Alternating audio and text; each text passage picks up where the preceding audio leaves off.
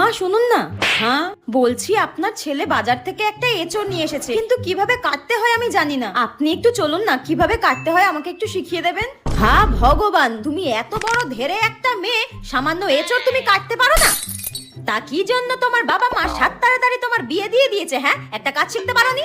আমার মেয়েকে আমি সবকিছু শিখিয়ে পড়িয়ে তারপর শ্বশুর বাড়িতে পাঠিয়েছি, যাতে শ্বশুর বাড়ির লোকজন আমাকে কোনো কথা শোনাতে না পারে। আর তুমি কি শিখেছো? হ্যাঁ ঠিক আছে মা, যাচ্ছি। হ্যাঁ ওই দেখো, বলতে না বলতে আমার মেয়ে ফোন করেছে। সব কাজ বাজ সেরে তারপর আমাকে ফোন করে। তোমার মতো নাকি মিনিটে মিনিটে বাপের বাড়িতে শুধু ফোন করা? হ্যাঁ মা বল, কেমন আছিস? মা শাশুড়ি শুক্তো রান্না খেতে চেয়েছে, কিভাবে করব বলে দাও। শুক্তো কিভাবে করবি বলে দেবো?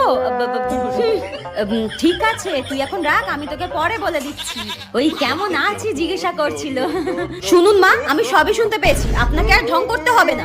বৌমাকে টাইট করতে গিয়ে নিজেই টাইট হয়ে গেলাম।